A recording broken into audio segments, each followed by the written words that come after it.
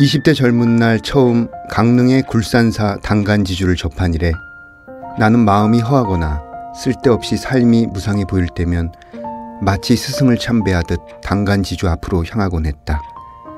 당시 내가 쓴 시 굴산사 당간지주는 산들은 낮고 하늘은 높고도 높아서 나는 속절없이 죄인이다로 시작되었다.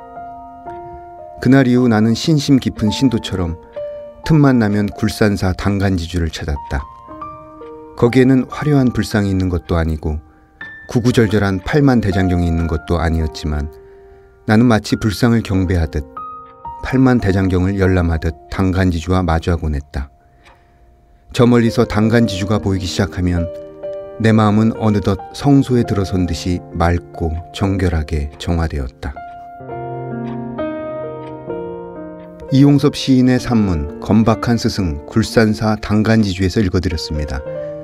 시인은 숱한 유세를 떨 수 있는 지방 일간지 기자를 그만두고 유발 상자로 10여 년의 절집 생활을 합니다. 강릉 학산리 마을의 폐사지 앞에 놓여있는 5m 높이의 막돌이 한 사람의 생의 흐름을 뒤바꿔 놓습니다. 일반인의 눈에는 그저 묵직한 들판에 놓인 두 개의 돌로 보이지만 시인에게는 불림문자 교회 별전의 정신을 안내하고 직지인심 견성 성불의 경지를 깨닫게 하는 스승과 다름없습니다. 때로는 사람이 아니라 돌덩이가 많은 것을 가르쳐줍니다. 때로는 바람에 눕는 풀잎의 방향이 우리를 소중한 곳으로 데려갑니다. 마음의 눈을 크게 뜬 자들에게는 그러한 신의 손짓과 숨결이 보이나 봅니다.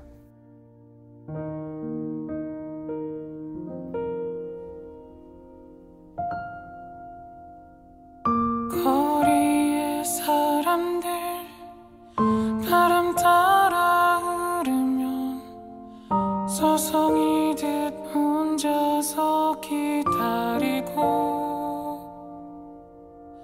날 부르는 기억에 흔들리는 땅콩이 사람들 사라졌네. 난 속에 퍼져서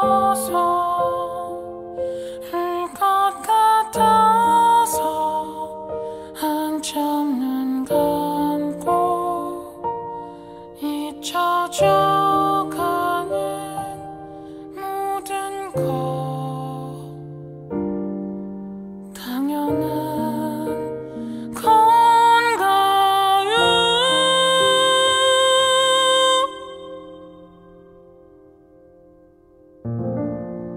문학라디오 헤이수의 문장의 소리. 안녕하세요. 저는 진행을 맡은 소설가 헤이수입니다. 오늘 문장의 소리 기혁 시인님과 이양 시인님 두 분 모셨습니다. 어서 오십시오. 예, 안녕하세요. 저는 알렉산더 같은 시인 기혁입니다. 네, 안녕하세요. 저는 식은 커피 맛 같은 이양입니다. 아니, 기혁 시인 진짜 딱 보니까요. 약간 알렉산더 같은 느낌 들지 않아요? 외모상으로 네. 충분히 맞아요. 근데 이거는 외모 때문이 아니고 이제 네. 제가 찾아봤더니 제가 좀 게으르거든요. 네. 그래서 게으르고 고집센 짐승을 찾았는데 없고 사람이 나왔는데 그게 알렉산더 대왕이 그랬대요. 네. 그러니까 아리스토텔레스가 철학을 전혀 깨달지 못하고 게으르고 고집센 놈이라고 딱 찍어서 예. 좀 여유가 있다는 뜻으로 들리기도 합니다. 네, 방금 말씀하신 알렉산더 같은 시인 기영님은요. 2010년 시인 세계로 데뷔하셨고요. 2013년 세계일보 평론 부분으로 등단하셨습니다. 시집으로는 모스크바 예술국장의 기립박수, 그리고 이번에 두 번째 시집 소피아 로렌의 시간을 출간하셨습니다. 그리고 함께 나와주신 이양 시인님은 2002년 매일신문 신춘문예로 데뷔하셨고요. 시집으로 희다, 그리고 이번에 두 번째 시집 침묵이 침묵에게를 출간하셨습니다. 시집 나오고 두 분 다 바쁘셨을 것 같은데 근황이 어떠신가요, 기혁 시인님? 예, 저는 얼마 전까지 그 파주에 있는 교화도서관에서 상주 작가로 지냈습니다. 그리고 이제 상주 작가가 끝남과 동시에 이제 백수가 돼서 네. 강제로 전업 작가가 됐습니다. 이제 앞으로 이제 먹고 살 거를 모색 중입니다. 도서관 상주 작가 모르시는 청취자분들도 계실 것 같아요. 어떤 걸 도서관 상주 작가라고 하나요? 예, 일단은 도서관에서 출퇴근을 하면서 그 자기 방을 제공받거든요. 네. 그러면서 이제 그 수업 커리도 만들고 그 문학 큐레이팅이라는 작업을 하거든요. 그래서 어떤 수업도 만들어주고 수업을 하기도 하고 도서관 프로그램에 어떤 아이디어를 제공하기도 하고 뭐 여러 가지 이제 또 지역민과 이제 만나기도 하고 그러면서 이제 자기 작품도 쓰고 그리고 이제 월급을 받죠. 제일 중요한 거. 월급을 받는. 예, 글을 쓰면서 월급을 받죠. 그게 한 9개월 정도 받나요? 7개월 정도 했습니다. 7개월 예. 정도. 예. 그게 매번 어떨 때는 9개월이었다가 점점 요즘에 짧아지는 것 같아요. 도서관 사정에 따라서 이제 못 뽑는 데도 있거든요. 지원자가 없으면. 그래서 5개월 하는 데도 있고. 근데 지금 저는 이제 끝까지 다 한 게 7개월이에요. 그럼 실제로 본인의 글을 쓰는 시간이 있고 예. 어떤 일을 하는 시간이 있잖아요. 예. 그거를 이제 도서관 측과 협의를 해가지고 이제 정하게 됩니다. 그래서 이제 안 건들죠. 그 시간에는 이제 잘 안 건드려요. 예, 급한 일 아니면. 예. 그때는 조용히 글을 쓰거나 읽거나 하시고. 예. 이양 시인님은 어떻게 지내셨어요? 저는 평상시와 별 다를 게 없는 시간을 보내고 있는데 이제 이번 두 번째 시집을 내고는 좀 제 자신이 질이 멸렬해졌다고나 할까요? 그래서 거의 너려가고 있습니다. 고무줄처럼 너리는 시간들. 네. 뭐 내 자신을 좀 더 늘려보자. 뭐 그런 마음으로 경상도 말로 개긴다.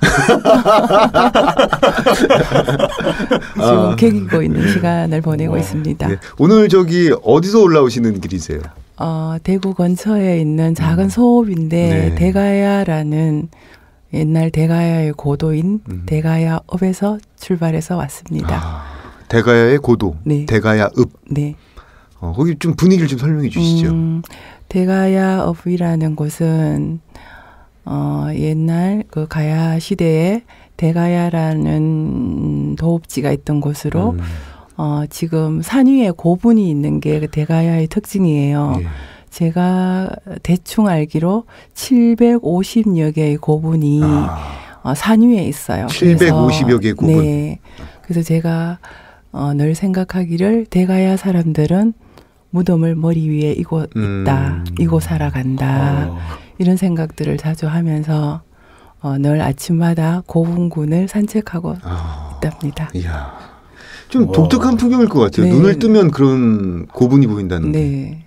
눈만 뜨면 모든 것은 노마로 통하는 게 아니라 네. 고령에서는 모든 것은 무덤으로 통한다. 거기서 지금 개기고 계시는 거죠? 네. 무덤을 돌면서. 네. 그러고 보니 두 분 다 두 번째 시집이신데요.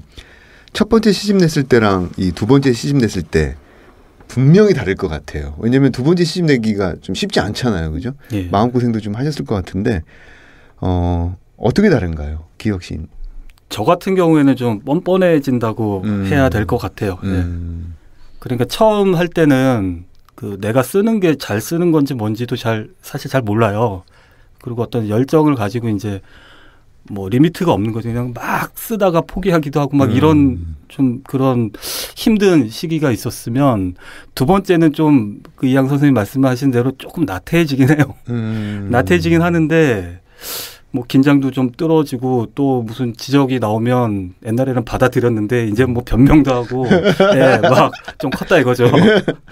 근데 대신에 이제 좀 생각을 좀 더 많이 하게 되는 것 같아요. 그리고 작품에 어떤 의도를 이제 넣을 수 있게 된 것 같아요. 그러니까 작품이 좋아지고 나빠지고는 뭐 나중 문제겠지만 그래도 어떤 의도를 한번 넣어보거나 내가 의도했던 대로 작품을 보내거나 할 수 있는 힘은 조금 생긴 것 같아요. 이게 장점인지 단점인지 모르겠지만. 네.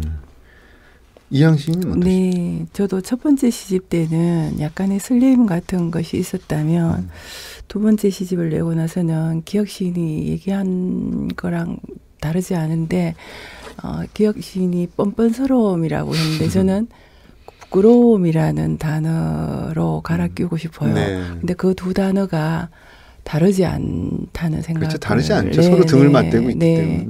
해봅니다. 그래서 앞에서 말씀하신 그 기억신의 말과 저도 많이 같은 느낌을 가지고 있는데 첫 번째는 보다 두 번째는 이제 조금의 여유 뭐 그런 것들 때문에 시의 방향 같은 것들을 조금은 제가 시의 물꼬를 조금은 조절했다고나 할까요? 네.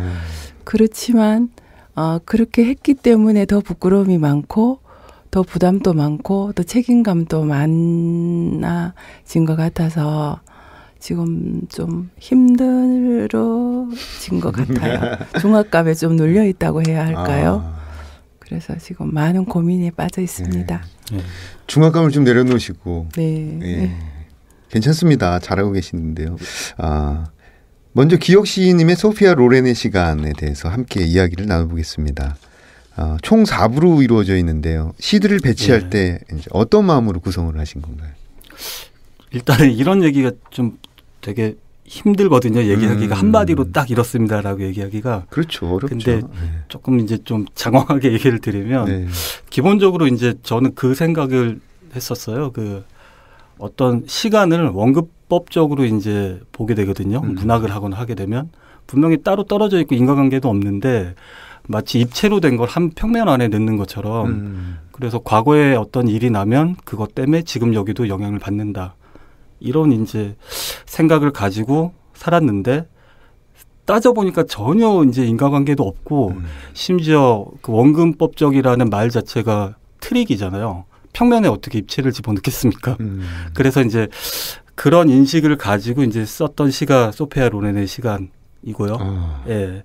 그런 이제 그 큰 주제 아래 세부적으로 뭐 시간이라든지 역사 혹은 우연성, 뭐 기억, 지식 뭐 이런 이제 키워드를 가지고 이제 나눴어요. 네.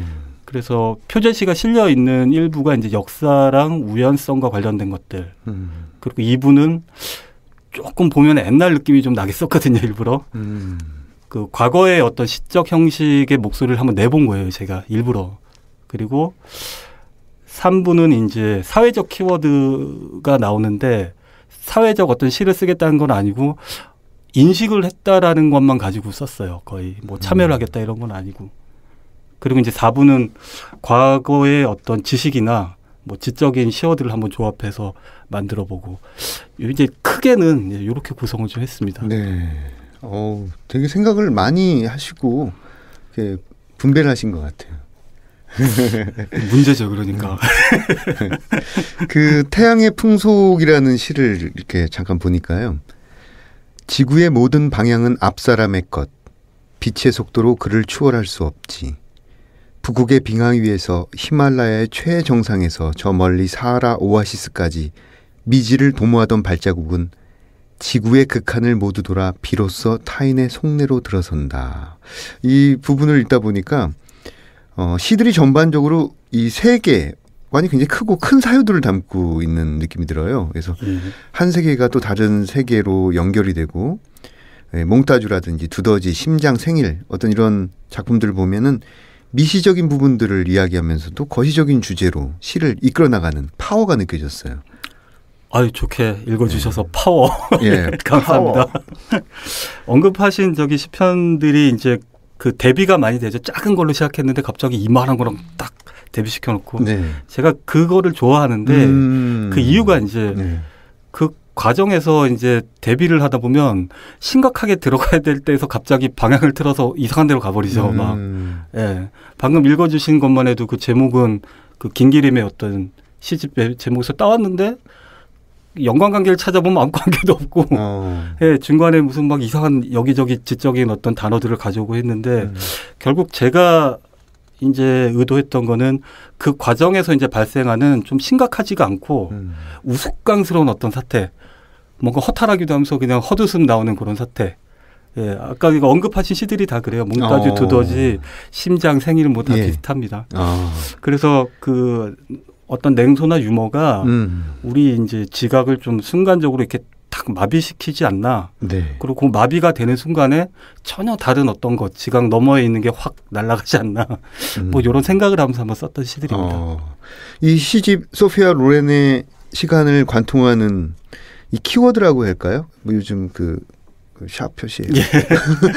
SNS에 보면 이제 샵 예. 표시로 하는데 예. 키워드는 그 아까 이제 말씀드린 것처럼 부 얘기할 때 이제 말씀드린 것 같고요. 그거를 좀 더 이제 좀 확장까지는 아니고 네. 어떤 예를 들어서 얘기를 좀 드리고 싶은 게 있는데 네. 그 3부 마지막에 이제 시 두 편이 배치가 돼 있어요. 그러니까 아까 말씀드린 대로 3부는 어떤 사회적인 어떤 인식 같은 게 있었을 때인데 거기 보면 이제 맨 마지막에 신호등 아래서라는 시가 있고 그 다음이 육교 위에서 이렇게 끝나요, 3부가. 네. 근데 이 시들을 쓸 때 제가 세월호랑 관련이 있는데 세월호에 대한 시는 아니에요. 예, 세월호 사태에 대한 시는 아니었고 그러니까 어느 순간 아무 이유 없이 세월호가 생각났을 때 썼던 게 그 신호등 아래서라는 시예요. 그 날짜가 그래서 거기 적혀 있어요. 네. 예. 오후 3시 30분 4월 16일. 예. 예. 그러니까 전혀 뜬금없고 날짜만 비슷한 건데 그 날짜를 제가 뭐 이렇게 염두를 했던 것도 아니고 어디 서 있다가 갑자기 탁 걸음이 멈춰지더라고요. 근데 거기에 대해서 이제 썼던 거고 그 뒤에 있는 육교 위에서는 좀 재밌는데 아 내가 신호등 아래서라는 시를 썼었지라는 게 생각이 난 거예요. 네. 네. 근데 육교 이제 지나가는데 그 애들이 막 있고 그 전혀 세월호와는 관계가 없어요. 그 초등학교 애들이니까 고등학생도 아니고. 그래서 그런 거를 보면서 이제 썼는데 이 우연을 어떻게 설명을 할 수가 있을까? 예, 저는 세월호에 대해서 생각한 것도 아니었고 그렇다고 아예 그걸로부터 벗어나지도 않았고. 그러니까 뭔가 과거를 이렇게 호출하는데 사실 나랑은 아무 관계가 없고. 네.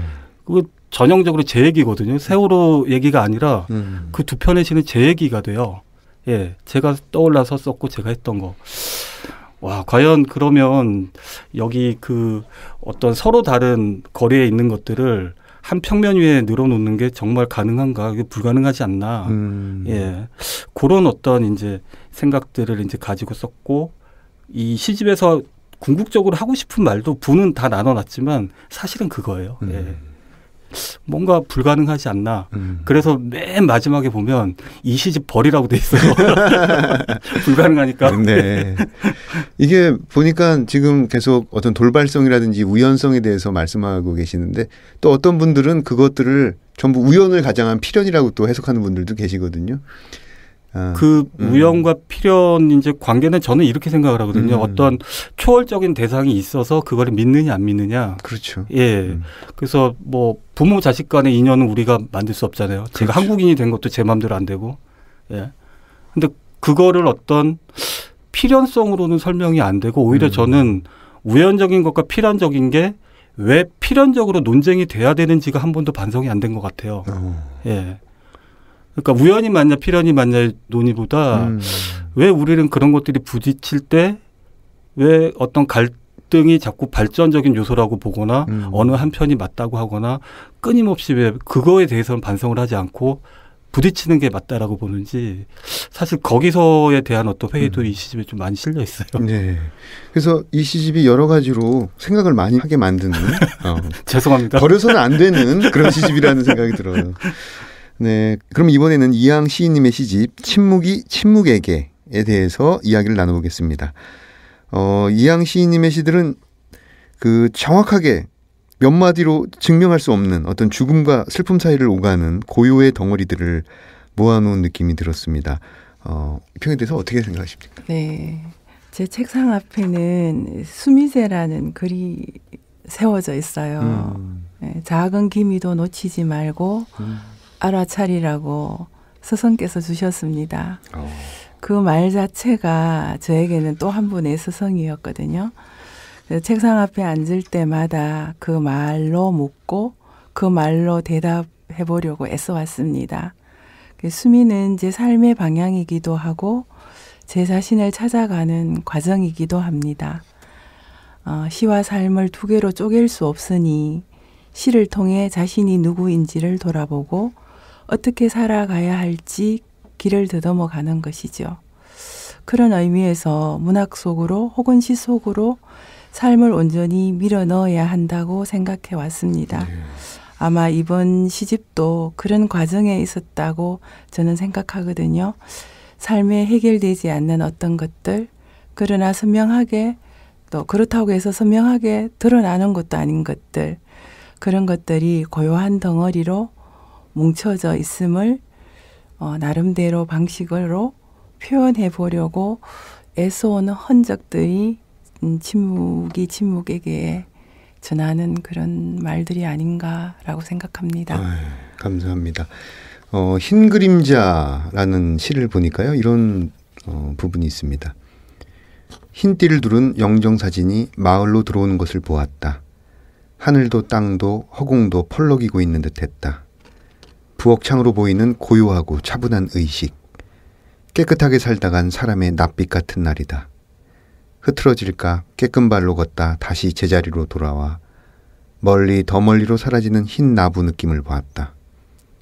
그 흰빛에 뭔가 떨어뜨릴까 종일 아무것도 먹지 못했다. 어떤 소멸하는 세계를 조용히 관조하는 시인의 시선, 굉장히 눈길이 갑니다. 네, 우리는 삶과 죽음이 한 몸으로 연결되어 있음에도 불구하고 삶에만 급급해서 매일매일 살아간다는 생각을 저는 하게 되었는데 삶의 방식이나 죽음을 치르는 과정이 그렇게 다르지 않다라는 생각을 그날 우연히 저희 집 뒤산으로 영정사진이 들어오는 걸 보면서 느끼게 됐어요. 그 장례 절차가 제가 부엌창으로 바라볼 때 너무 맑고 깨끗하게 장례를 치르는 모습을 보면서 결국 우리가 살아낸 만큼 저 의식을 치르는 게 아닐까. 내가 좀 더 시인의 정신으로 잘 살아야겠다. 잘 살아간다면 나의 죽음도 좀 마무리가 잘 되지 않을까. 그런 생각을 하면서 결국 삶과 죽음이 하나의 이미지로 연결되어 있다. 두 개가 아니다. 다르지 않다. 그런 생각을 하면서 썼던 시인 것 같습니다. 그렇죠. 네. 그래서 또 흰 그림자가 굉장히 그런 주제의식을 잘 압축하고 있는 것 같아요. 이 시집 침묵이 침묵에게를 이해하기 위해서 혹은 시집 침묵이 침묵에게를 관통하는 핵심어라고 한다면 어떤 게 있을까요? 글쎄요. 오히려 제 시집의 키워드를 제가 잘 모르고 있는 것 같은데 그래도 답변을 해야 되니 제가 생각해 보니 슬픔, 어둠, 침묵, 그리고 약간 한 발자국 떨어진 입장에서 바라보는 유리문, 그렇게 정리를 해봤습니다. 어쩌면 일상 속으로 잘 떠오르지는 않지만 늘 가라앉아 있는 것들을 어떤 시라는 형식을 통해서 그런 어떤 키워드들을 이렇게 휘휘함 저어봤다고나 할까요? 네. 그렇게 저었을 때 떠오르는 것들이 이번 시집에 어떤 키워드 역할을 하지 않았나 그런 생각을 해보았습니다. 네. 서로의 시집을 어떻게 읽으셨는지도 궁금한데 먼저 기억 시인님은 이항 시인님 시집 요번에 나온 거 어떻게 보셨습니까? 저는 그 첫 시집 때부터 굉장히 선생님 시를 좀 이렇게 읽어보고 감명을 많이 받았었거든요. 네. 그래서 지금 이제 뭐 한마디로 뭐 제가 말씀드리긴 그렇지만은 정말 뛰어난 서정성을 지닌 시인이 아닌가라는 생각이 드는데 그 이유는 이제 어떤 시어의 유려함이라고 해야 하나? 그게 있지만 수사로 이제 느껴지지가 않았고 감정이 충분히 드러나지만 또 감정이 과잉으로 넘치지도 않고 그 왜 그런가를 생각해 보니까 어쨌든 서정시의 본령이라고 할 수 있는 자기 동일성의 원리가 실천되는데 거기서 이제 공감의 능력의 깊이가 아까 선생님께서도 어떤 뭐 이렇게 휘휘 저어가면서 이렇게 하신다고 말씀을 하셨는데 그 공감의 깊이에 아마도 그런 어떤 진정성이라고 말할 수 있는 것들이 있지 않을까라고 생각했습니다. 그 앞서 이제 소개해 주셨던 그 시편의 마지막 구절이 저도 참 눈에 들어오는데 흰빛에 뭔가 떨어뜨릴까 종일 아무것도 먹지 못했다. 이런 시적 상황을 제시할 수 있는 시는 그냥 이렇게 포지로서만 그냥 해서는 나올 수 없는 일인지 진술이거든요. 그래서 되게 참 요즘처럼 이렇게 뭔가 이렇게 좀 삭막한 세상에 선생님 시 읽으면 참 좋습니다. 네. 감사합니다. 저도 그 가문사지하고 이 히말라야 연속으로 있는데 제가 또 가문사지 히말라야 제 인생의 키워드이기도 하거든요. 아, 다녀오셨어요? 예, 연속으로 있더라고요, 또 이게. 그래서 가문사지는 제 네. 고향 바닷가에 있어요. 그렇군요. 힐스 소설가께서 간포를 하시다니 너무 감격입니다. 그 물결의 온도가 제 피부에 있어요. 아우. 멋있는데요. 언제 물결의 한번 온도. 우리 간포 바닷가에서 네. 한잔 할까요? 좋습니다. 그럼 이양 시인님은 그 기억 시인님 네. 시집 이번에 어떻게 읽으셨는지요? 네. 제가 어쨌든 지방에 있다 보니 저희 지방 사람들끼리 기억신에 대한 이야기를 할 때 굉장히 이론이 탄탄하고 똑똑한 친구다. 그런 얘기를 많이 들었고 또 이번 시집을 통해서 제가 기억신의 시집 속에는 제가 갖지 못한 것들을 참 많이 갖고 있어서 제가 굉장히 부러웠습니다.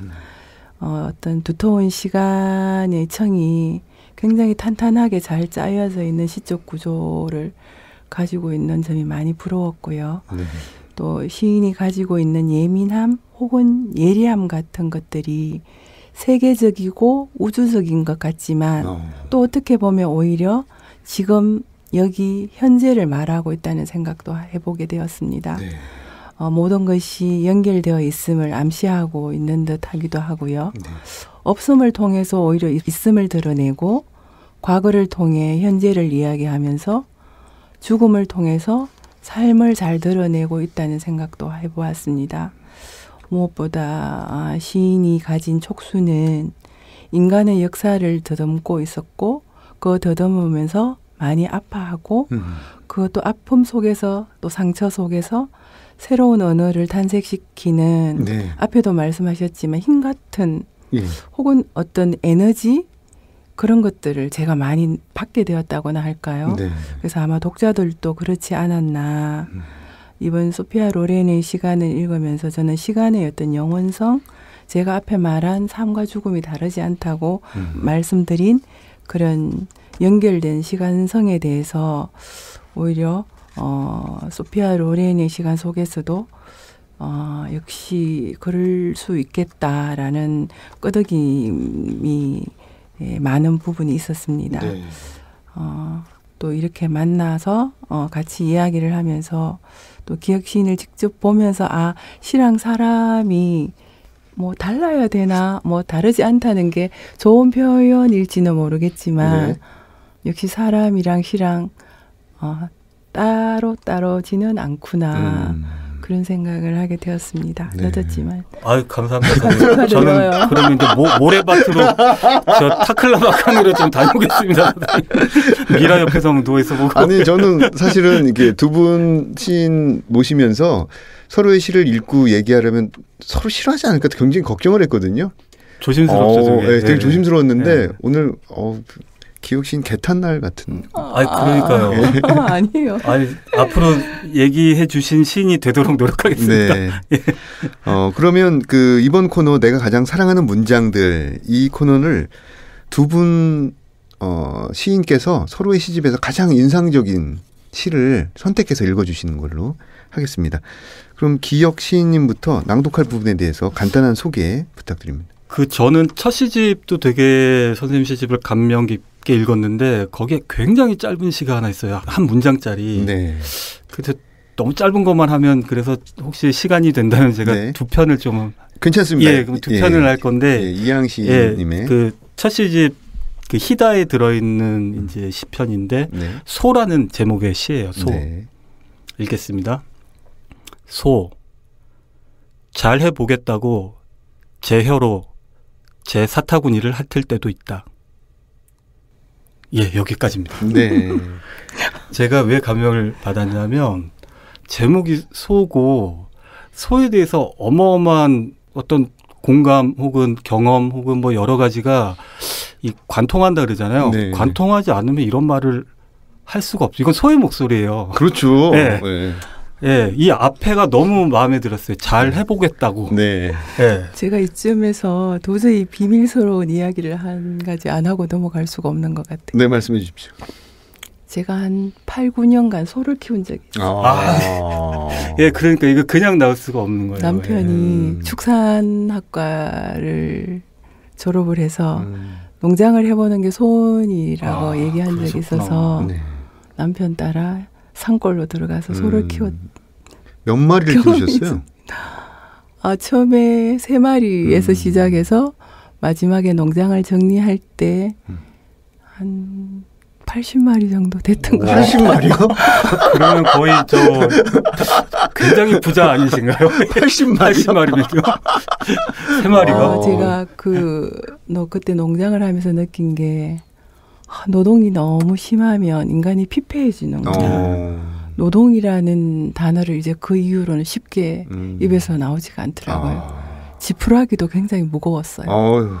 그러실 것 같았어요. 삶의 체험 현장입니다.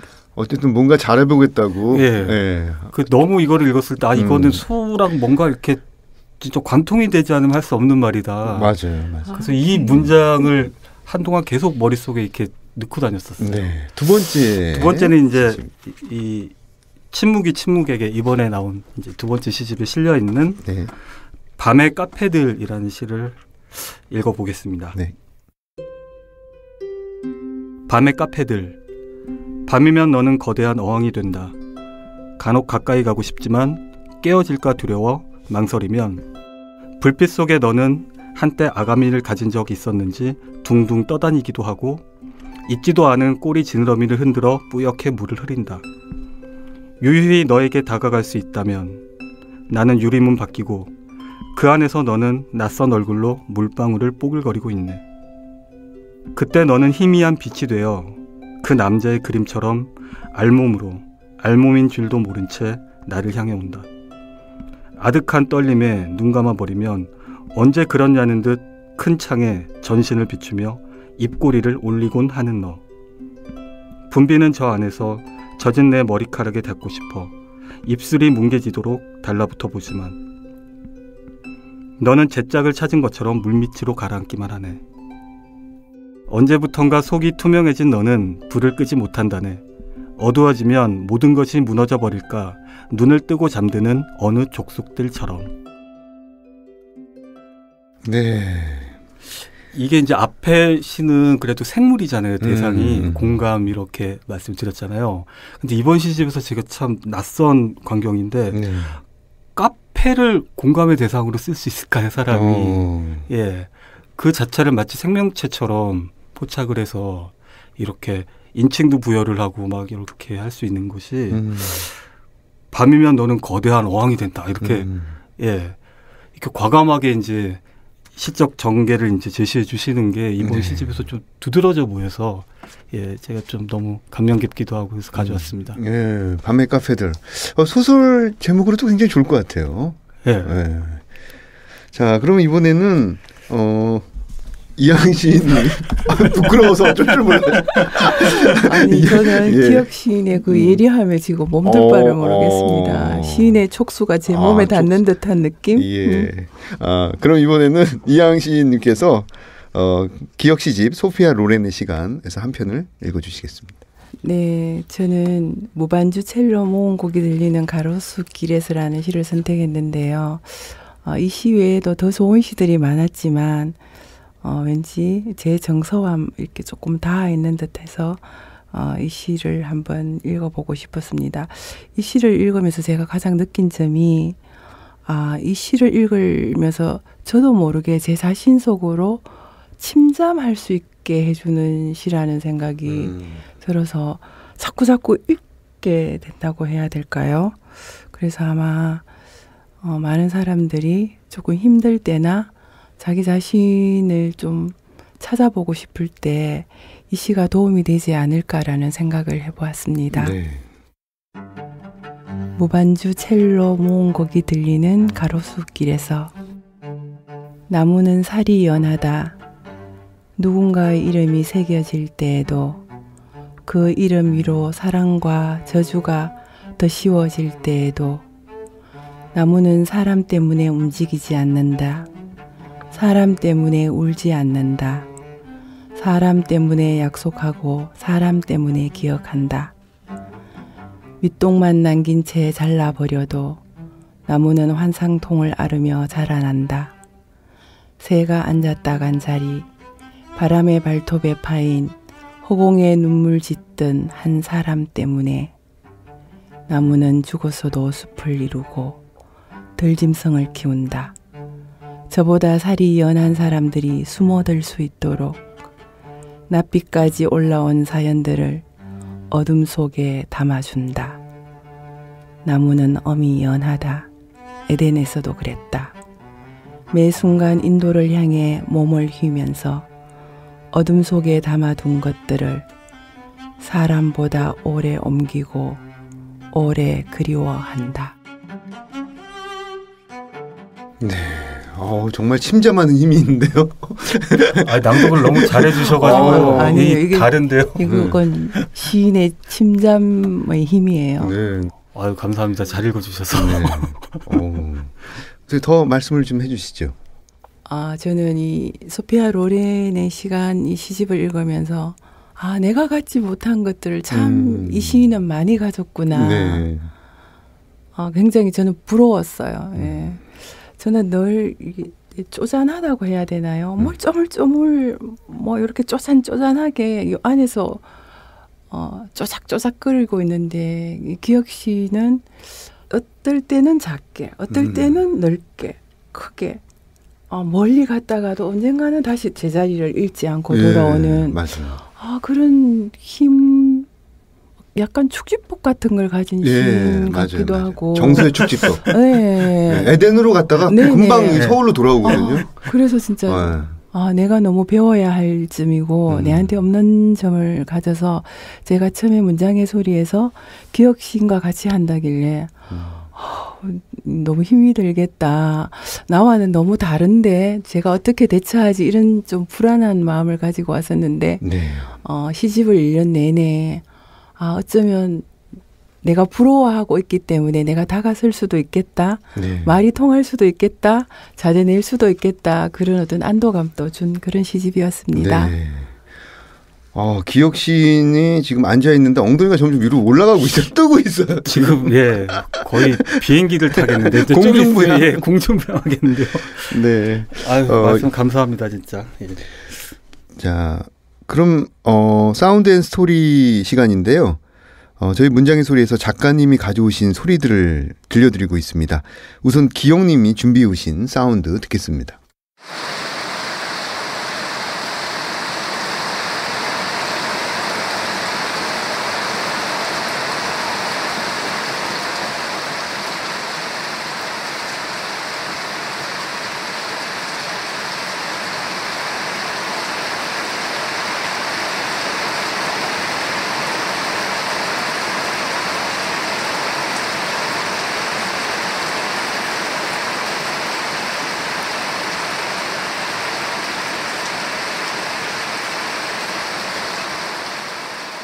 네, 지금 들어보니까요.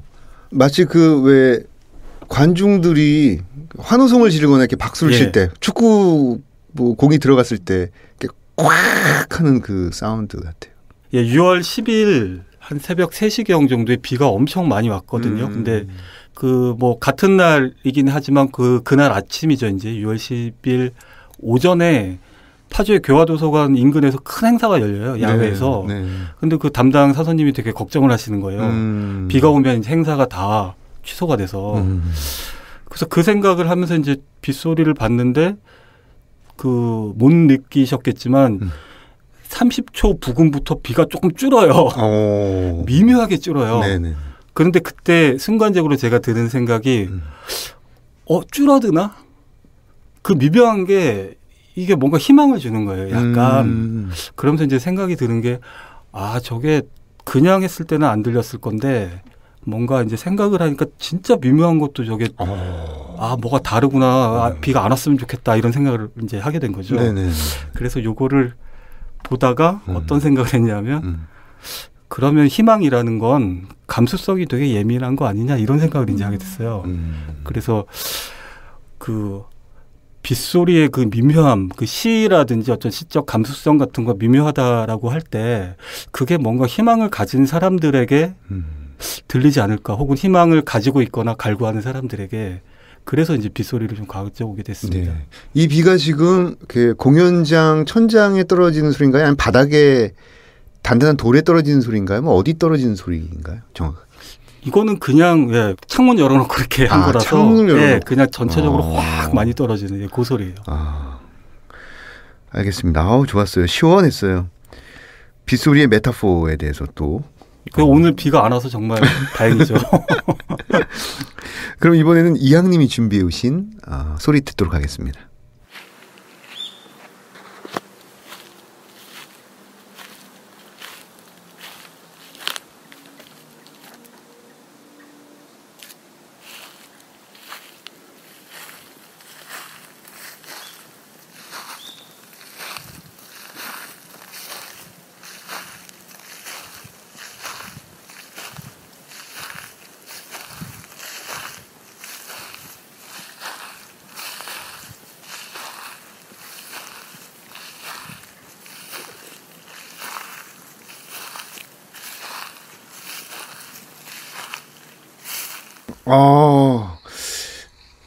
네. 이 소리는 마치 이렇게 마른 풀밭을 걸어가는 소리 같기도 하고요. 혹은 어떤 짐승이 여물 같은 걸 이렇게 반복적으로 이렇게 먹는 소리 같기도 한데, 좀 설명을 좀 부탁드립니다.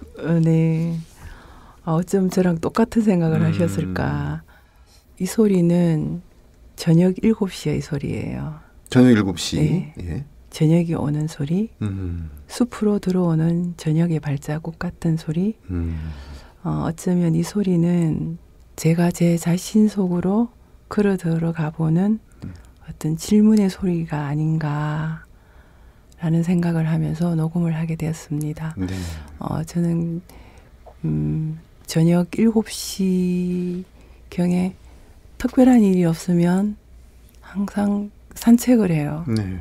그 산책하면서 풀들이 움직이거나 제 발자국이 닿을 때 나뭇잎이나 뭐 바닥에서 나는 소리들을 한번 녹음해보고 싶었는데 네.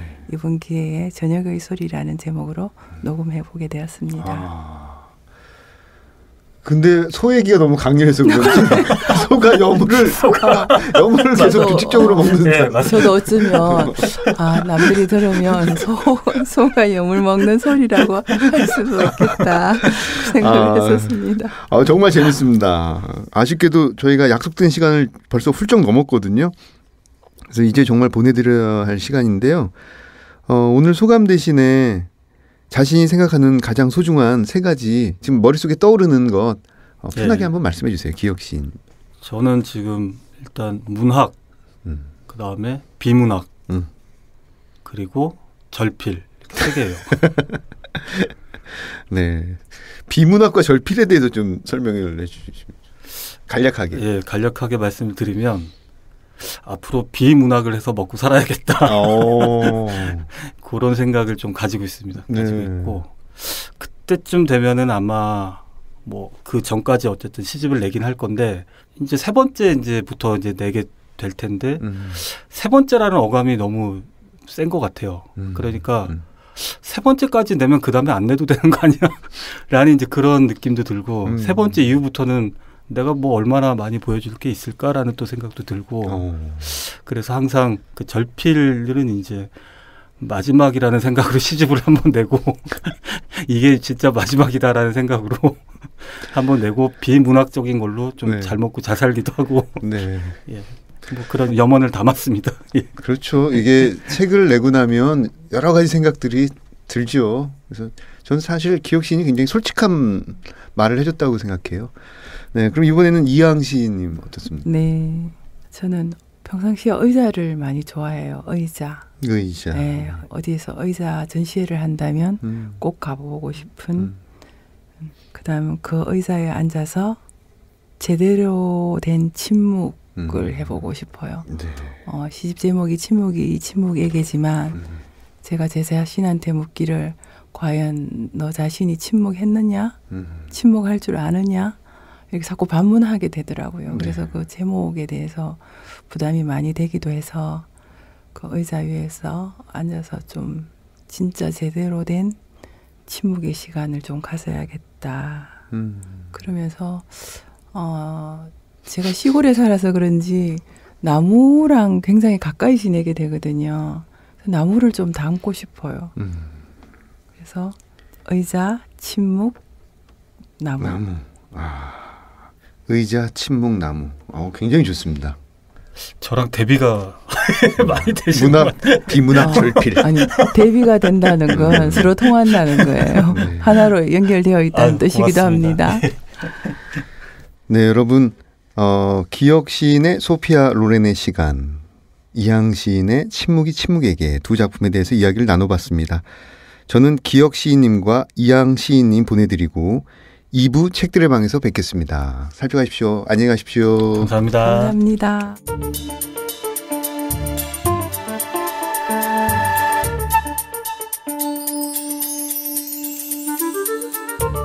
문장의 소리 2부 책들의 방.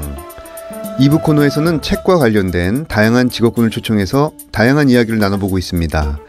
지난주에 이어서 문학 공연 연출가 최창근 선생님과 이은기 선생님을 모셨습니다. 안녕하세요. 네, 안녕하세요. 네. 오늘은 가장 사랑하는 책에 대해서 이야기를 나눠봤으면 합니다. 읽어줄 책 가지고 오셨죠? 예. 네. 그럼 최창근 선생님부터 말씀해 주시죠.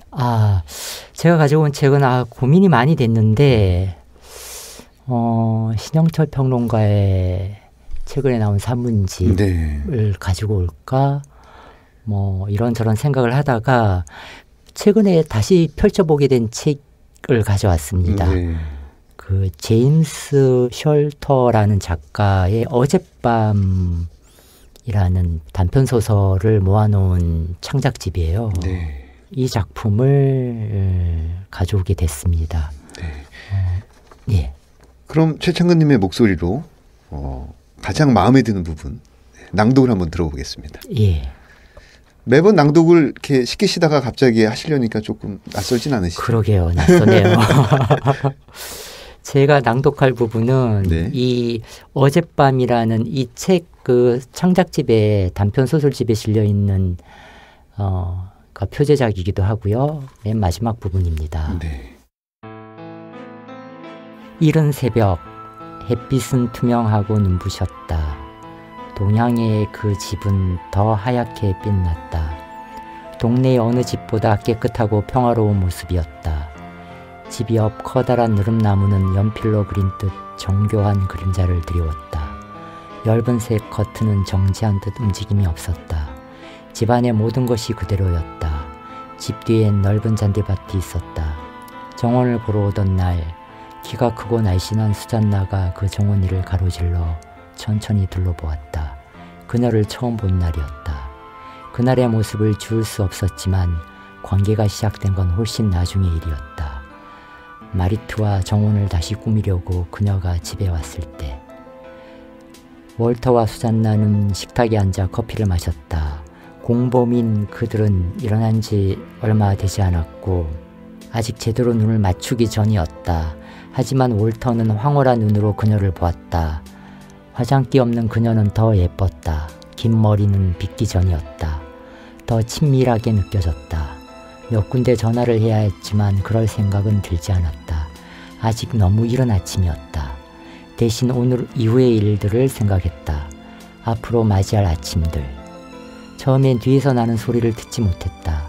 하지만 발소리가 났고 이어서 천천히 또 한 번 발소리가 들렸다. 수잔나의 얼굴에 핏기가 가셨다. 마리트가 비틀거리며 계단을 내려오고 있었다. 얼굴에 한 화장이 굳었고 짙은 립스틱엔 균열이 있었다. 그는 믿을 수 없는 눈으로 바라보았다. 뭔가 잘못됐어요. 그녀가 말했다. 당신 괜찮아? 그가 말도 안 되는 질문을 했다. 아니요. 당신이 뭔가 잘못했나 봐요. 맙소사. 월터가 우물거렸다. 그녀가 마지막 계단에 힘없이 주저앉았다. 수잔나의 존재는 눈치채지 못한 것 같았다.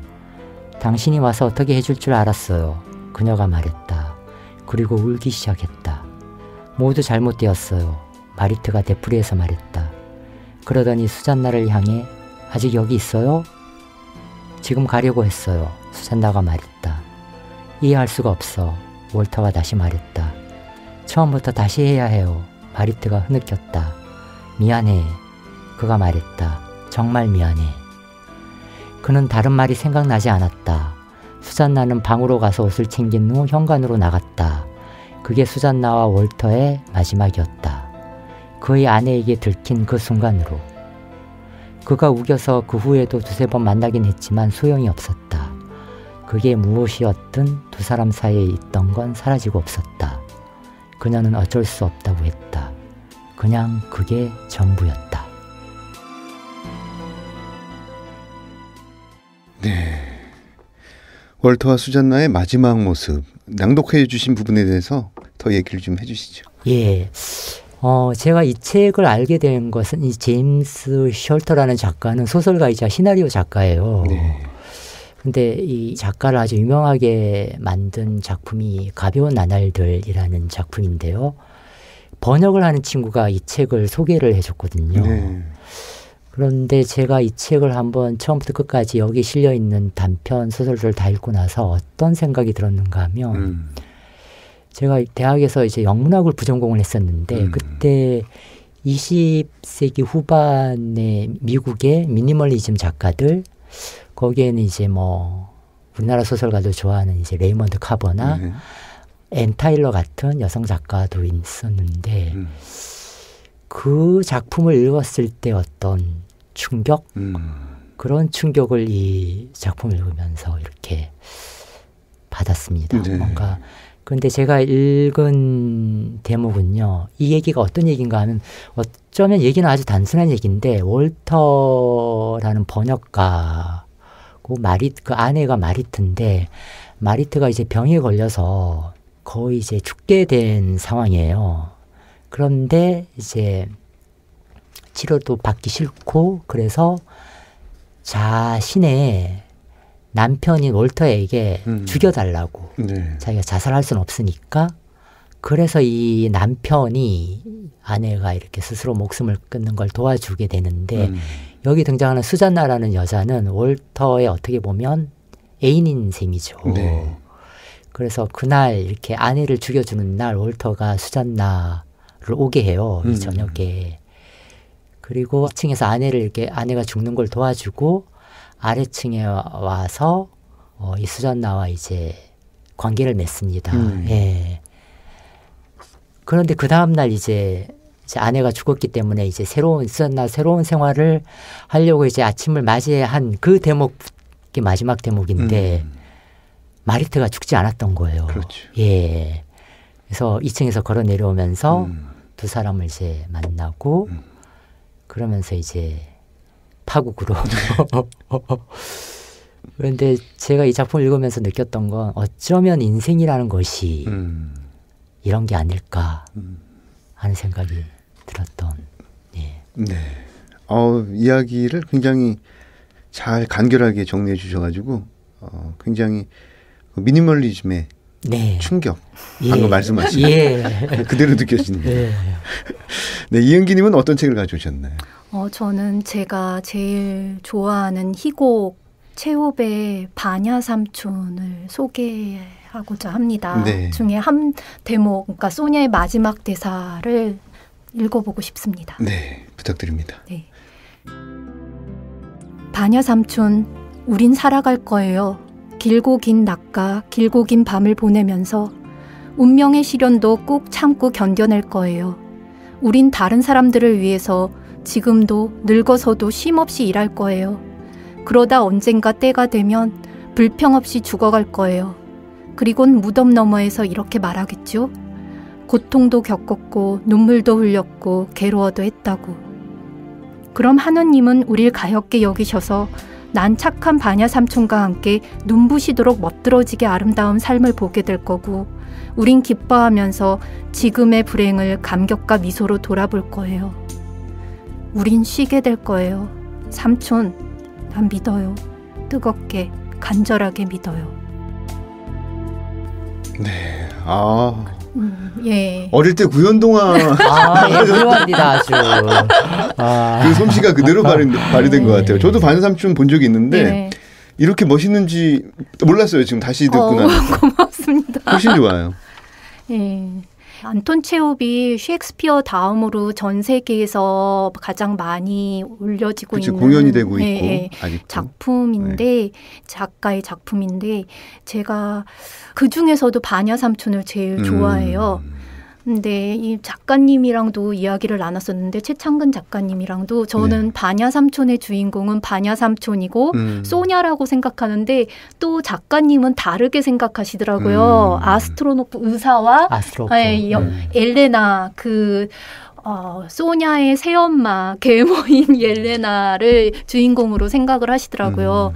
근데 저는 반야삼촌과 소냐를 주인공으로 생각하는데 이들의 삶이 급격하게 변하는 그런 시대의 뒤안길에서 네. 도시에서 온 아버지는 훌륭한 진보적인 사상을 가졌던 그런 학자였어요. 그래서 반야삼촌의 누나 그러니까 소냐의 어머니와 결혼을 하게 되면서 이제 그 집안은 이 학자에게 모든 희망을 걸었던 거죠. 네. 사회의 변혁을 일으켜올 사람이라고. 그래서 평생 그 사람을 위해서 일을 하고 아껴가면서 일을 하고 노동을 했는데 결국 그 사람은 아무것도 아닌 빈 껍데기라는 게 드러났어요. 네. 진보랑은 거리가 먼. 그때 느꼈었던 이 사람들의 실망과 그리고 앞으로 어떻게 살아가게 될 것인가, 어떻게 살 것인가 그 부분이 저에게 많이 다가왔던 것 같아요. 네. 또 한 작품을 더 준비하셨다고 하셨죠? 예, 또 한 작품은 네. 아일랜드의 체오프라고 불리는 브라이언 프리엘이 쓴 2인극 중에 애프터 플레이라고 그 후라고 우리나라 말로는 제가 번역을 했는데요. 네. 이 그 후라는 작품은 세자매의 안드레이, 그러니까 세자매의 유일한 남동생이었던 안드레이와 네. 이 소냐가 20년 후에 다시 모스크바의 허름해진 쇠락해가는 카페에서 우연히 다시 만나게 돼요. 우연히 만나요. 네. 그래가지고 이야기를 나누는 그런 과정인데 어떻게 이 두 사람들이 삶이 그동안 펼쳐졌고 이 사람들이 어떻게 변했는지 관객들은 알게 되죠. 이 작품을 통해서. 근데 제가 이 작품을 바냐 아저씨를 너무 좋아했기 때문에 이런 작품이 있다는 것을 알고서 직접 번역을 해가지고 작년에 공연을 했고 초연을 올렸고 이번에 올해 11월에 또 이 작품을 재공연을 하게 돼요. 네. 그래가지고 한번 이 작품에서 어떻게 소냐가 어떻게 변했는지 한번 소개해드리고 싶어서. 네, 낭독을 한번 직접 들어보도록 하겠습니다. 네, 브라이언 프리엘 희곡 그 후 애프터 플레이 2002년 작품 중에서 소냐의 마지막 대사입니다. 난 알아요. 네, 참고 견뎌내는 힘이 있어야 해요. 필요한 힘을 모아 살아갈 거예요. 그러면 내 삶을 다시 이해하게 될 거고 후회 없이 살게 될 거고 나한테 주어진 건 뭐든 소중히 여기게 될 거예요. 아무리 드물더라도 아무리 힘들더라도 내 앞에 펼쳐져 있는 끝없는 고독함과 외로움의 툰드라가 계속 날 위협할 수 있겠지만 다신 날 두려움에 떨게 하진 못할 거예요. 네. 그러니까 이제는 중년이 된 20대 초반이었던 소냐가 이제는 40대 후반 정도가 된 중년의 여인으로 돌아와서 이런 대사를 마지막으로 안드레이한테 하죠. 그래서 제목이 애프터 플레이. 네, 20년 후에. 20년 후라는 제목이군요. 재밌습니다. 굉장히 독특한 시도였거든요. 두 편을 읽겠다고 하셔가지고 어떤 걸 읽으실까 했더니 역시 상관성이 있는 작품을 골라오셨네요. 두 분께서 이제 문학 공연 연출을 지금까지 해오고 계시는데요. 최근에 했던 행사 중에서 가장 인상 깊었던 행사가 있다면 어떤 게 있을까요? 이제 한 달 정도 지났나요? 5월 중순에 있었던 소통과 평화의 플랫폼이죠. 네. 네. 그 전 세계에 흩어져 있는 한인계 작가들이 우리나라 작가들과 한 나흘간 페스티벌 축제를 했는데 그 행사가 좀 마음에 많이 남았습니다. 그럼 이은기 선생님은 최근에 했던 공연 작품 중에서 가장 인상에 남는 게 어떤 겁니까? 아무래도 제가 연출을 처음 했던 방금 소개시켜드린 애프터 플레이 그 후 작품이 힘들었고 때문에 제일 기억이 남죠. 그리고 최창근 작가님 극단 제비꽃 네. 극단의 이름으로 처음으로 제가 올렸던 작품이기도 하고 드라마투르기로 같이 옆에서 보여주셨죠. 저희 극단의 상임 연출이자 상임 드라마turg입니다. 아, 그러시군요. 그 최창근 선생님은 지금까지 많은 문학행사, 낭독회, 뭐 여러 가지 그 어떤 이런 낭독 문화가 또 자리 잡을 수 있도록 노력도 많이 하셨는데 앞으로 난 이것만은 꼭 하고 싶은 문학행사다. 네. 있다면 예. 문학행사가 있다면 어떤 것일까요? 예. 그 소통과 평화의 플랫폼을 하다가 이제 든 생각인데 이제 웬만한 행사는 다 해봤던 것 같아요. 이제 뭐 더 할 그건 없을 것 같고 단 하나가 남아 있다면 그러니까 남쪽의 문인 예술가들과 북쪽으로 가서 평양에서 한번 한인계 작가들을 같이 이렇게 하면 더 좋고요. 네. 판을 한번 벌려보는 것입니다. 예, 그때 이제 뭐 헤이수 작가랑 조혜진 작가랑 정현우 시인 다 같이 가면 좋겠고요. 아니면 따로 가더라도 가서 문장의 소리를 또 거기서 하면 되는 거죠. 네. 문장의 소리 공개 방송. 네, 공개 방송을. 그러니까 그런 꿈이 제가 가지고 있는 마지막 제가 작년에도 이런 얘기를 좀 페이스북에 올렸었는데 네. 제가 꿈을 가져오고 있으니까 이루어지겠죠. 예, 뭐 작가회의나 한국번역원 이 문장의 소리 듣고 계신 관계자 선생님들 네. 꼭 이 소원이 이루어질 수 있도록 해주시기를 바랍니다. 네, 감사합니다. 그 이은기 선생님, 그 연극 연출가라든지 드라마트루기가 되고 싶은 분들이 이 청취자분들 중에 있을 것 같아요. 그분들을 위해서 줄 수 있는 어떤 팁이 있다면 뭐가 있을까요? 끊임없이 선입견과 싸워나가는 것, 선입견을 하나씩 버려나가는 것, 그러니까 예술 형식이나 뭐 장르나 그런 부분에 있어서 많은 예술 장르를 접하는 게 중요한 것 같아요. 네. 근데 저는 이 지금 방금 하신 말씀이 개인적으로 굉장히 많은 큰 물음표로 다가오는데요. 그러니까 우리가 어떤 거를 장르적 형식을 깨려면 그거에 대해서 좀 잘 알고 있어야 되지 않을까요? 네, 그렇죠. 다만 안주하지 말라라는 네네. 말씀이시죠.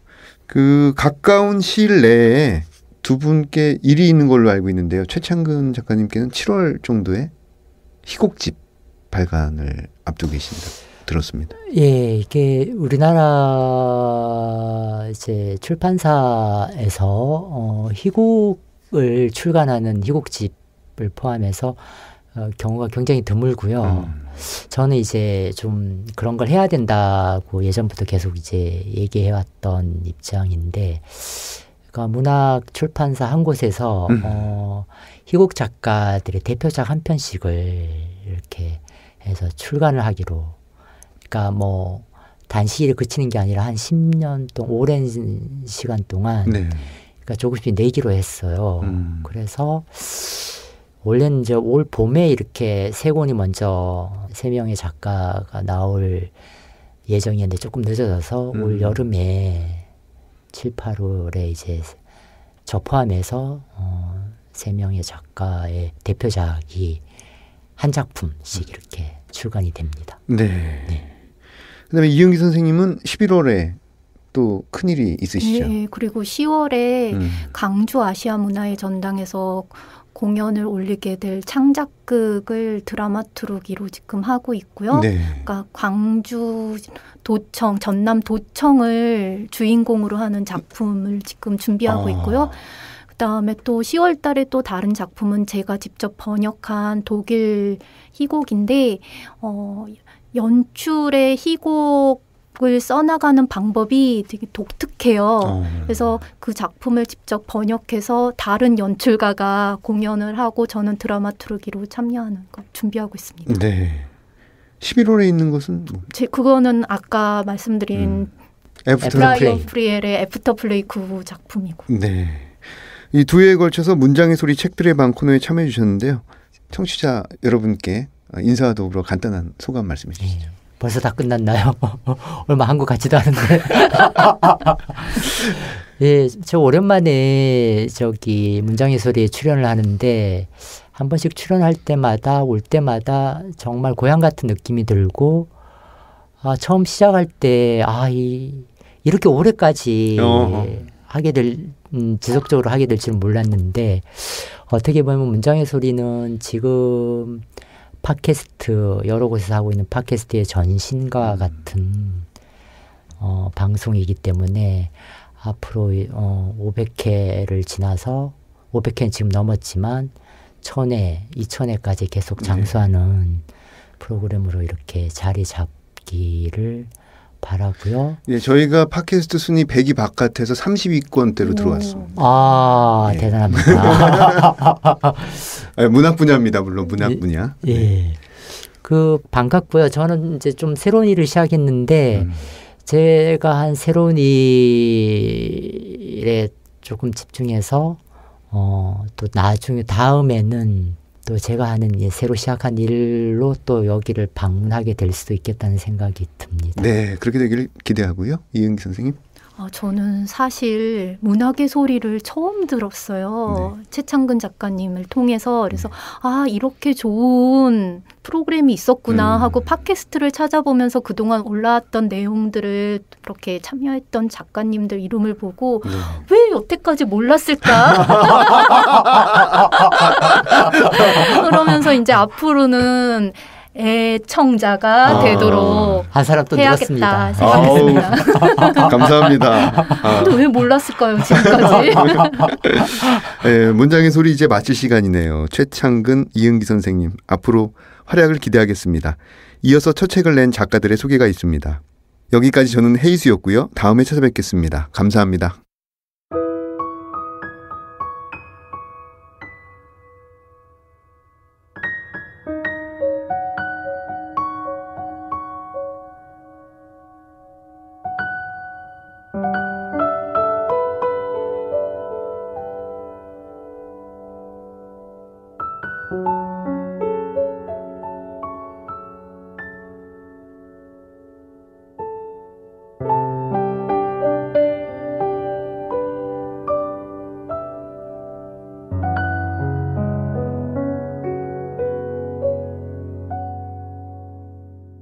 안녕하세요. 문장의 소리 정인우 시인입니다. 오늘은 첫 소설집 말 좀 끊지 말아줄래 출간하신 최정나 소설가님과 함께 하겠습니다. 안녕하세요. 안녕하세요. 만나 뵙게 돼서 반갑습니다. 네, 짧게 소개 좀 부탁드리겠습니다. 저는 소설 쓰는 최정나라고 하고요. 이번에 그 말 좀 끊지 말아줄래라는 소설집으로 찾아뵙게 되었습니다. 첫 소설집이 드디어 나왔는데요. 네네. 지금 소감이 어떠신지.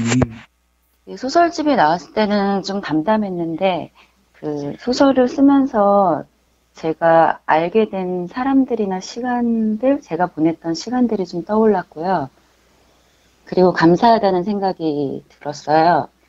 그리고 제가 보냈던 어떤 시기가 좀 정리된 것 같다는 기분이 들었고, 그리고 또 이 소설집에 나와 있는 소설은 쓴 지가 좀 오래된 것들이니까 이미 한참 전에 정리된 어떤 시기하고 거기에 있던 저 자신과 마주하는 것 같은 기분이 들기도 했고요.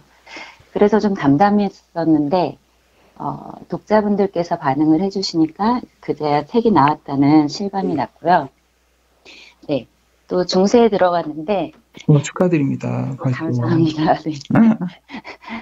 그래서 어딘가에서 알 수 없는 누군가가 제 소설을 읽어주신다는 게 좀 한편으로는 신기하면서도 감사한 마음이 들었습니다.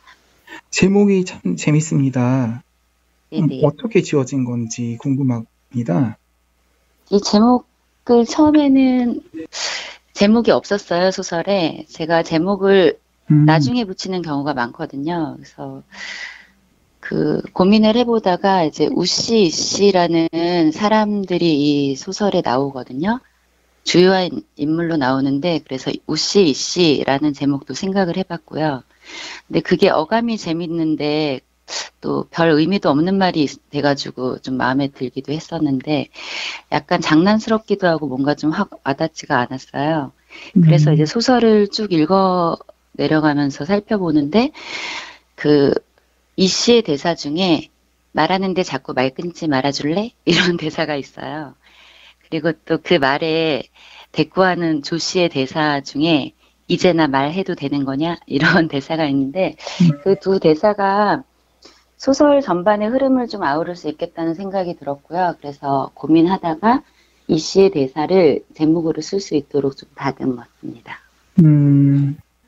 소설집의 키워드를 꼽자면 어떤 것들을 꼽을 수 있을까요? 키워드는 뭐 제 소설은 좀 대사가 아무래도 많은 편이라서요. 키워드라고 할 수 있는 게 말이 되지 않을까 싶습니다. 네.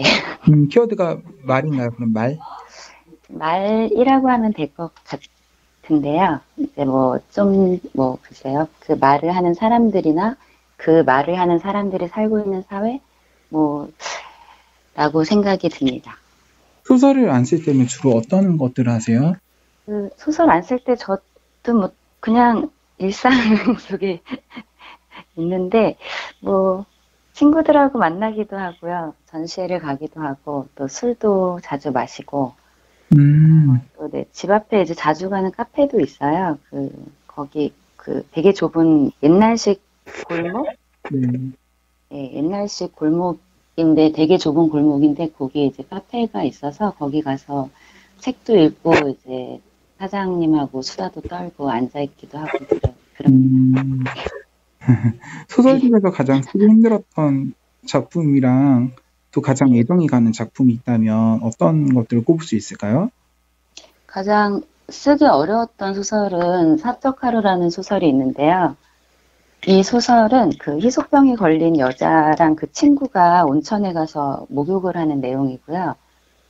별일 없이 흘러가는 하루의 이야기를 담고 있는데 저는 쓸 때 되게 어렵게 썼어요. 왜 그랬냐면 전형적인 말들이나 행동들, 상투적인 말들로 이루어진 소설을 쓰고 싶었거든요. 그래서 그런 전형적인 말이나 상투적인 말들을 가지고 쓰다 보니까 소설이 전형적이고 상투적이 되지 않을까 굉장히 노심초사했어요. 그래서 그렇게 되지 않도록 노력하느라 좀 어려웠던 소설이고, 그래서 퇴고도 수십 번에 걸쳐서 했던 소설이고, 그러다 보니까 기억에 남습니다. 그리고 가장 애정하는 소설은 소설집에 케이브인이라는 소설이 있거든요. 동굴식당에 간 한 가족의 하루 이야기인데, 이 소설집에 있는 8편의 소설 중에 제가 가장 먼저 쓴 거예요. 그래서 애착이 가기도 하고, 또 이 소설집에 나온 그 소설의 어떤 방향이랄까? 그런 씨앗이라 그래야 될까? 그런 것들을 모두 가지고 있는 소설이라는 생각이 들어서 개인적으로는 애착이 갑니다. 본인에게 가장 소중하다고 생각하는 것 3가지를 말하자면 어떤 것들이 있나요? 소중하다고 생각하는 게 저희가 별로 없는 것 같아요. 네, 그래서 그냥 글쎄요, 뭔가를 그냥 제가 쓸 수 있다라는 게 좀 행복하다라는 생각이 들고요. 그 시간이 좀 소중하다라는 생각이 들어요. 그래서 그런 굳이 소설을 쓰지 않더라도 밖에 이렇게 유리창 밖으로 지나가는 사람들이나 풍경 그런 것들을 스케치하듯이 그냥 따라 적고 있다고 하더라도 그 시간들이 좀 행복하다라는 생각이 들고 그런 시간을 행복하게 여길 수 있어서 감사하다 이런 생각이 들어요. 마지막으로 최정나 소설가의 사적 하루 들으며 마치도록 하겠습니다. 햇빛이 수면에 촘촘히 박혀들어 얇고 부드러운 그림자를 만들었다. 그림자는 수면 아래서 굴절돼 빗살처럼 퍼져나갔다. 물결무늬 그림자를 바라보던 수연은 허공으로 시선을 돌렸다. 수면 위에서 사선으로 기울어진 빗줄기가 다양한 색과 형태로 쪼개졌다. 빗줄기는 수증기를 통과해 나무숲으로 이어져 있었다. 바람이 일정하지 않은 리듬으로 나뭇가지를 흔들었다. 수연이 바람소리에 맞춰 물에 잠긴 발목을 까딱까딱 움직이기 시작했을 때 중년 부인들의 목소리가 커졌다. 우리 집 2층에 사는 사람들은 좀 시끄러워. 시도 때도 없이 쿵쿵거리는 데다 얼마 전부터는 개까지 짖어. 부인 중 하나가 토로하자 다른 부인들이 말을 이었다. 우리는 아래층에 누가 사는지 밤낮 가리지 않고 피아노를 쳐. 엘리베이터에 경고문이 나붙었는데도 아무 소용이 없더라고. 게다가 우리 옆집은 복도가 쓰레기통이라고 생각하나 봐. 쓰레기를 복도에 내놔. 뭐라고 좀 하려고 관리실에 갔더니 관리소장이 나를 보고 마침 잘 오셨다는 거야. 우리 집으로 항의가 들어왔대. 애들 띄워놓지 못하게 하라는데 남편이 그런다고 말하기가 부끄러워서 그냥 알았다고 하고 돌아왔어. 우리 집도 마찬가지야. 카펫을 깔든지 슬리퍼라도 신겨야지 창피해서 안 되겠어. 제각각 이야기하는 부인들의 목소리가 하나의 목소리처럼 이어졌다. 부인들의 목소리에 젊은 여자들의 목소리가 겹쳐졌다. 요즘 분열증이나 망상증에 걸린 사람들이 꽤 많아. 겉은 멀쩡해 보여도 집에서는 무슨 짓을 하는지 알 수가 없으니까 무섭지. 사회 안전을 위해서라도 그런 사람들은 병원에 보내야 해. 내가 아는 사람은 이런 거 저런 거 죄다 싫다고 제주도로 갔어. 남편이 강박증 걸린 사람처럼 자꾸 진심이 뭐냐고 물어서 이혼했다는 거야. 결혼 전에 사진을 찍었다는데 그 일을 다시 시작했대. 진심을 말하면 되지 왜 이혼을 하고 그럴까? 게다가 제주도도 사람 사는 곳인데 거기 가서 사진을 찍으면 뭐 하겠어? 혼자 외롭게 살겠지. 젊은 여자들의 목소리가 잦아들자 다시 중년 부인들의 목소리가 이어졌다. 모두 누군가를 걱정했고 그런 다음 불평을 늘어놓았다. 그러고는 이해하는 채 했다. 수연이 물속에 잠겨있는 발을 움직여 물장구를 쳤다. 수연의 발끝에서 물이 사방으로 튀었다. 부인들은 수연을 일부러 빤히 쳐다봤다. 흰옥기탕에 유령처럼 앉아있는 아이들도 수연 쪽으로 고개를 돌렸다.